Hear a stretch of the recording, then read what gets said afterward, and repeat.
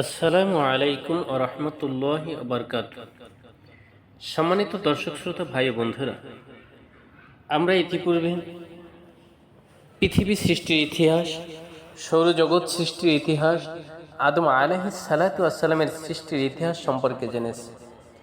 আজ আমরা জানব হযরত আদম আলাইহিস সালাতু ওয়াস সালামকে আল্লাহ রাব্বুল আলামিন সৃষ্টি করে সর্বপ্রথম জান্নাতে রেখেছিলেন, কিন্তু জান্নাত থেকে তার আবাস স্থান পরবর্তীতে পৃথিবীতে করা হয়েছিল। সেই পৃথিবীতে সর্বপ্রথম যে হযরত আদম আলাইহিস সালাতু ওয়াস সালাম আবাস হিসেবে গ্রহণ করেছিলেন এ সম্পর্কে আমরা জানব। আমাদের এই পৃথিবীতে মানব জাতির ইতিহাস শুরু হয়েছিল নবী হযরত আদম আলাইহিস সালাতু ওয়াস সালামের মাধ্যমে।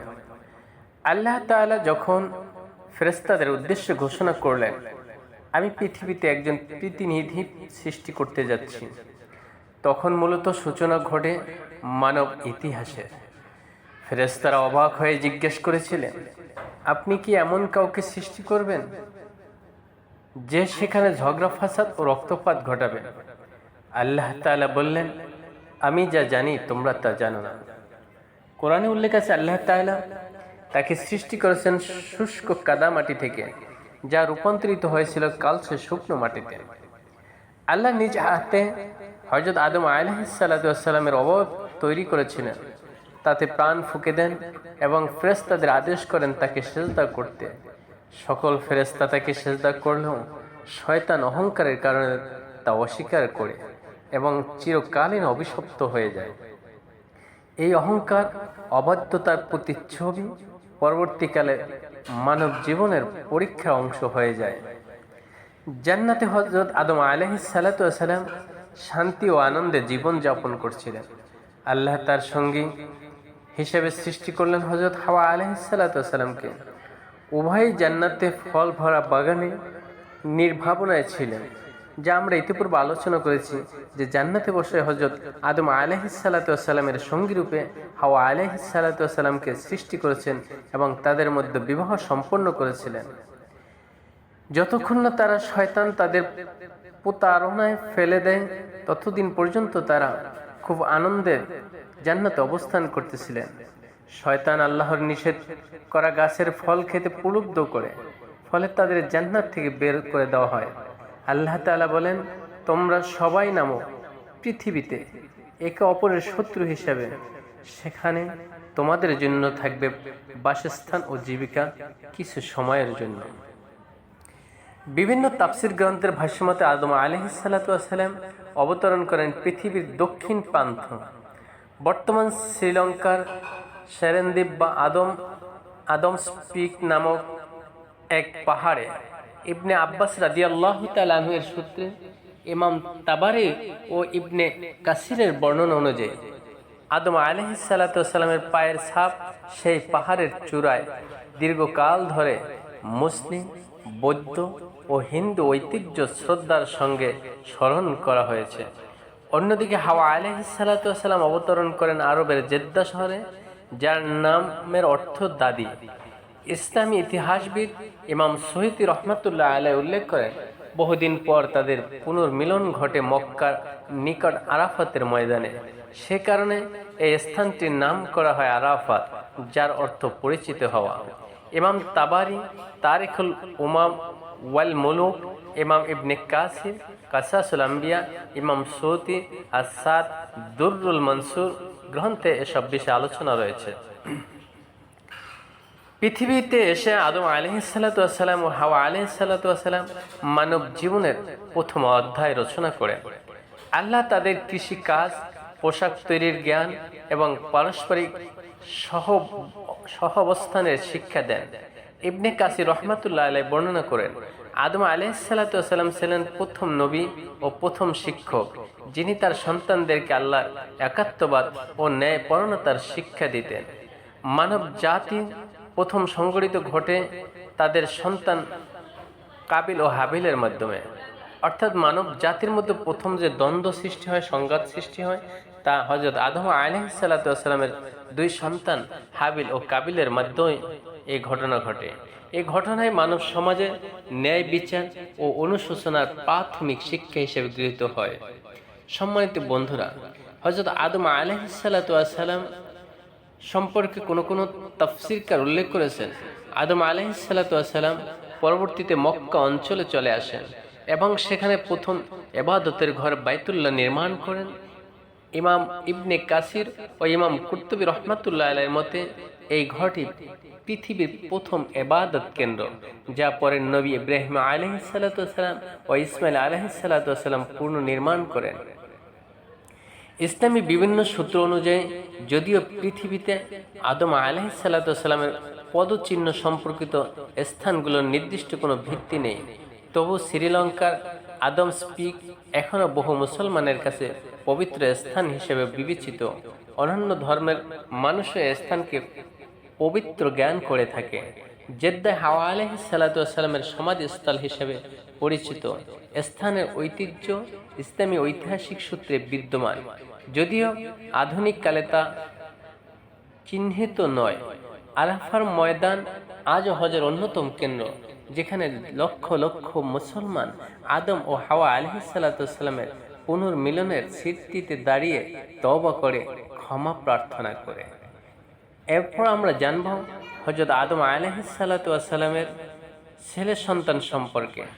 এতক্ষণ আমরা জানলাম যে আদম আলাইহিসসালাতু ওয়াসসালামকে আল্লাহ রাব্বুল আলামিন পৃথিবীর প্রথম মানুষ এবং প্রথম নবী হিসাবে গ্রহণ করেছিলেন এবং তাদের মাধ্যমেই এই পৃথিবী আবাদ হয়েছে।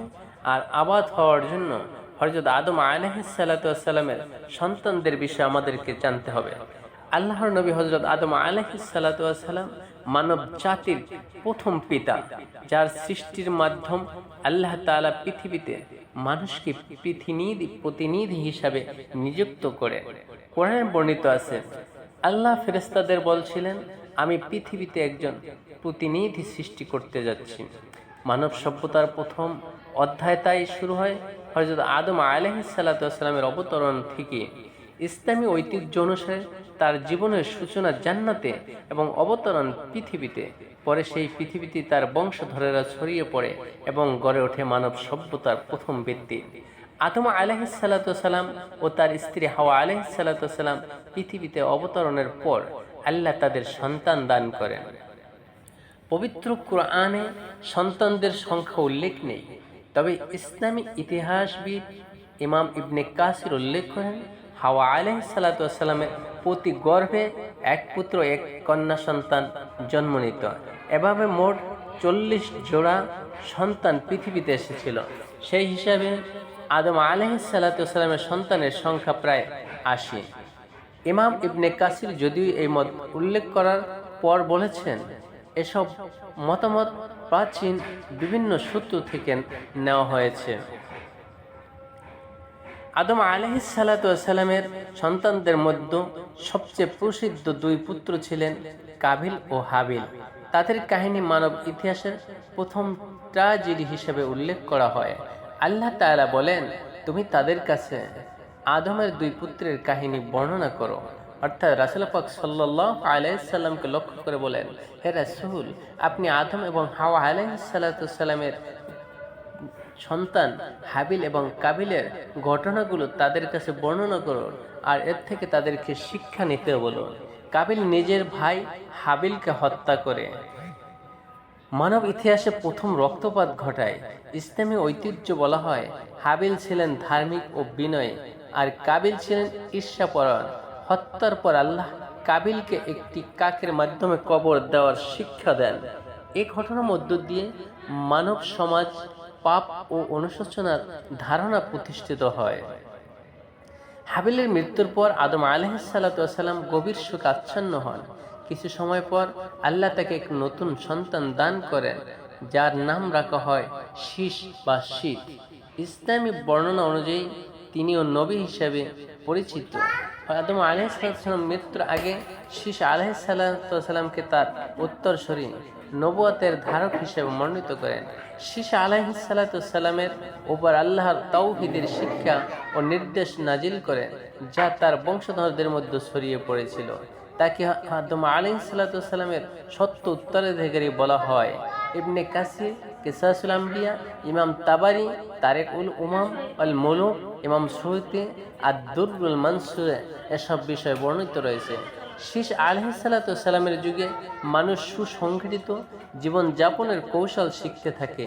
ইসলামী ইতিহাসে বলা হয় তিনি তার জনগণকে কৃষি, বনায়ন শিল্প এবং গণনা, সময় পরিমাপের জ্ঞান শিক্ষা দিয়েছিলেন।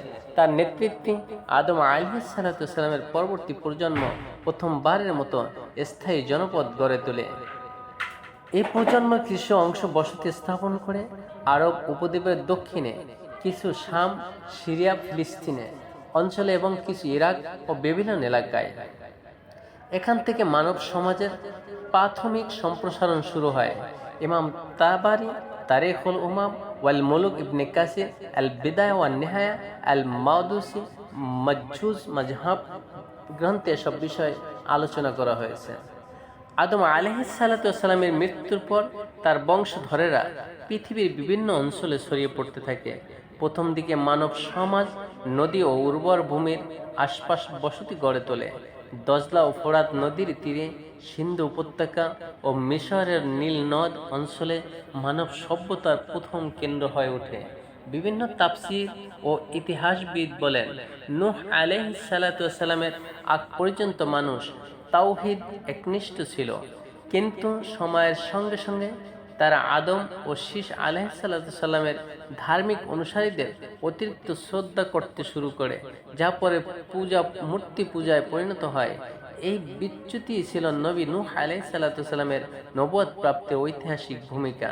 ইবনে কাসির তাফসির আল কুরআন আজিম, ইবনে কুরতুবী তাফসির সূরা নূহ এ বর্ণনা পাওয়া যায়।